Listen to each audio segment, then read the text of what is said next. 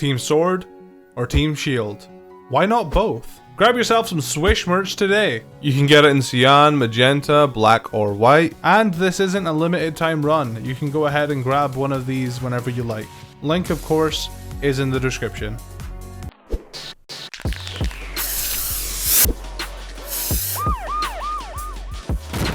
How's it going, everybody? We've got a lot to talk about. I decided to wait a little bit until the Nintendo E3 conference thing was over. If you would like to see my live reaction to everything, then I did a live stream earlier today. I cut out the first hour of the live stream because that was just us talking or whatever.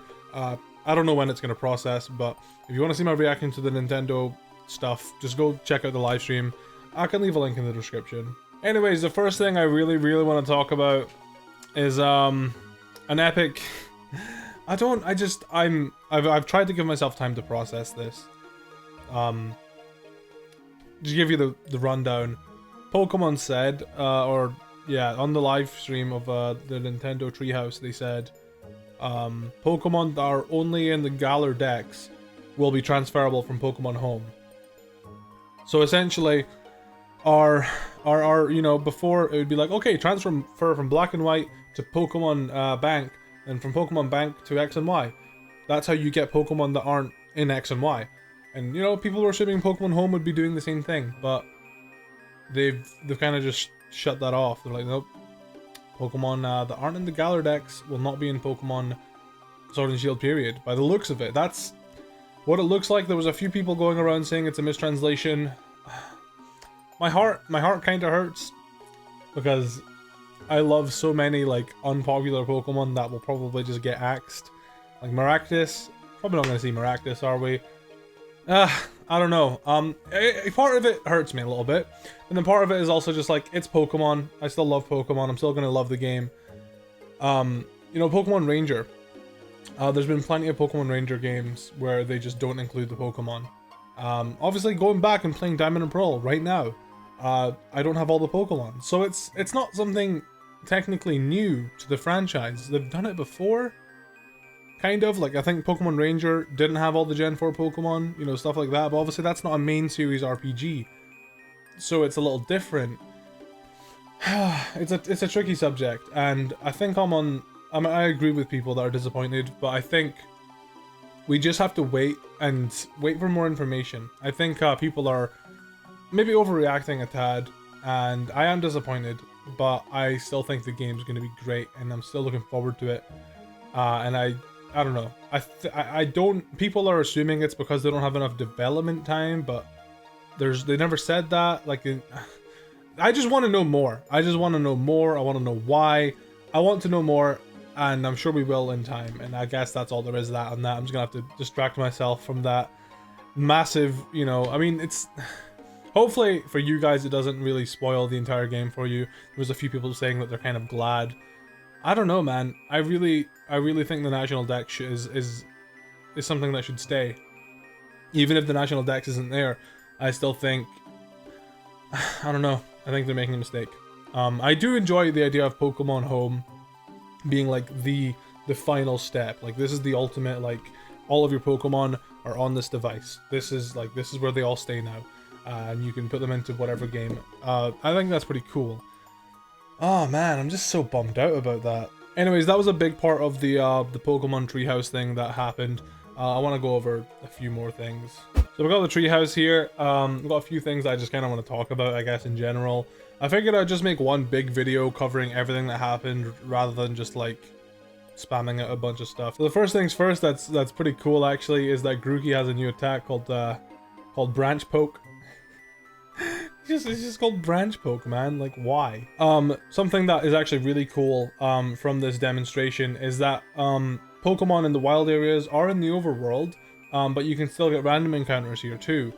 Just by running into the grass, you'll see the exclamation mark pop up. That means there's like a wild random encounter there for you.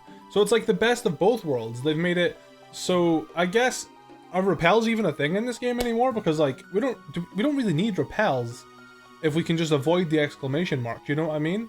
That's one thing I loved about Let's Go Pikachu and Eevee, is that repels weren't necessary.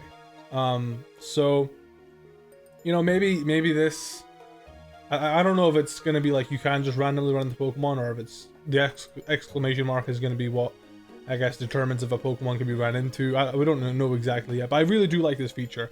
In the bottom left, if my camera's not covering it, you can see Victor.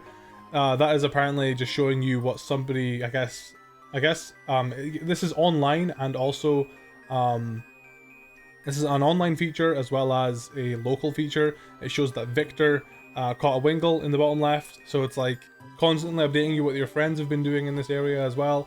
I think it's dope. I love the animation that Scorbunny's got going on. He's tapping his little feet. Another thing I found hilarious in this whole demonstration is like you can whistle at Pokemon, and this Machoke just starts running after the trainer. It's just funny. As you can see here, bottom left, Gloria caught a Pokemon, and she also was inviting you to trade.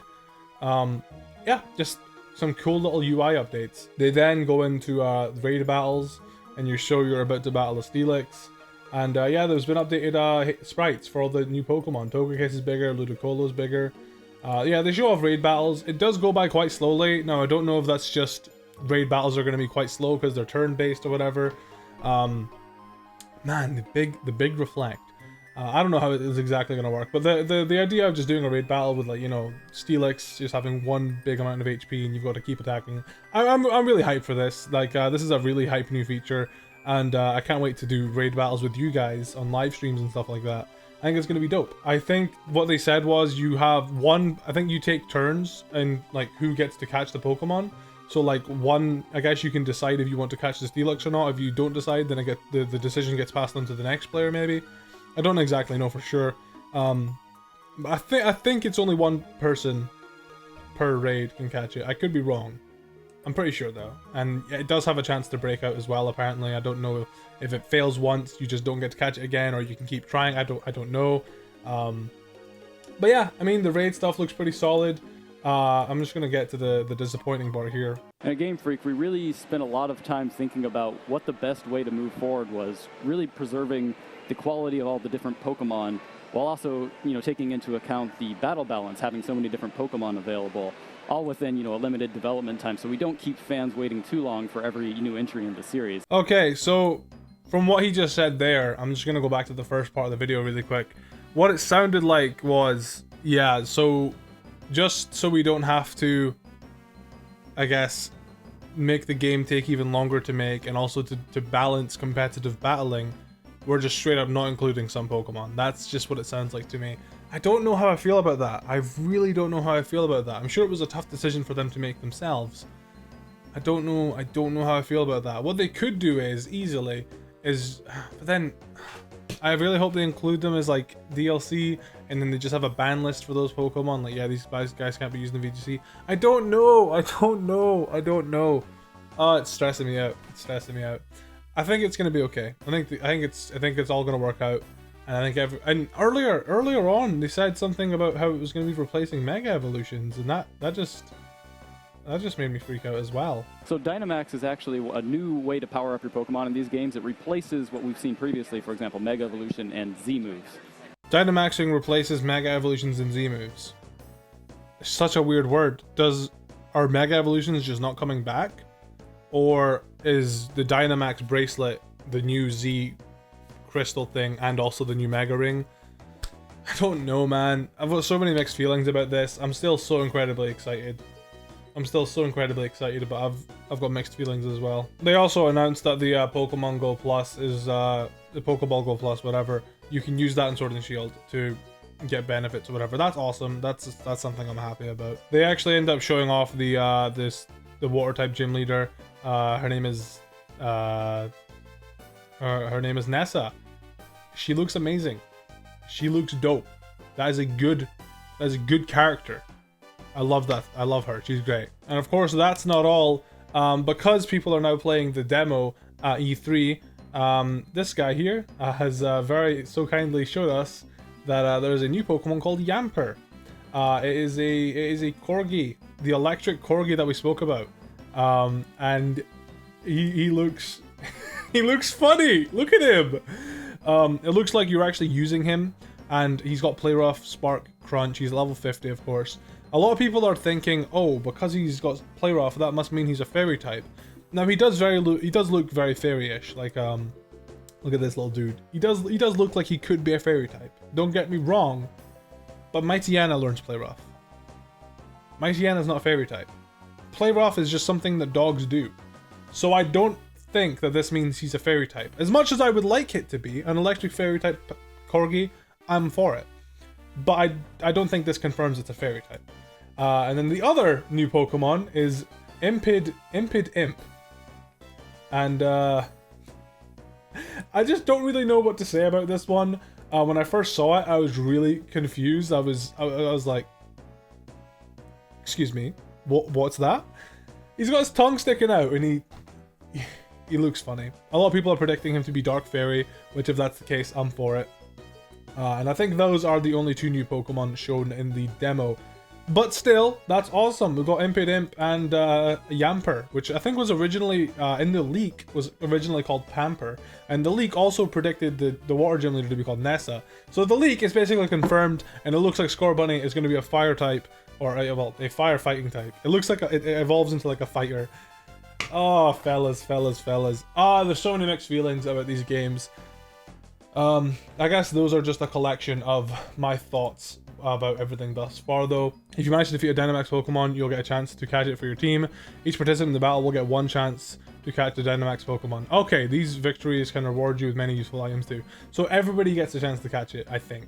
That makes sense. I don't know why I thought wouldn't earlier. Oh, okay, Cerebi just updated. Impidimp is a Dark Fairy type. Yamper is an Electric type Pokemon and has a new ability that collects the first failed throw of a Pokeball. Wait, what? Ball fetch. If this Pokemon is not holding an item, it will fetch the Pokeball from the first failed throw. That is an amazing ability. Oh my god, I love him. So yeah, as I said earlier, before I even saw the Cerebi tweet, Corgi, just because he's got Play Rough doesn't mean he's a fairy type. And then yeah, here's the image of why does he look like that, bro? Why does he look like that? We've wanted a Dark Fairy type for a while now, so I'm glad that we finally got one. Anyways, yes, that's gonna do it for me. Thanks so much for watching. Drop a like on the video, check out my shirts, and I'll see you guys next time.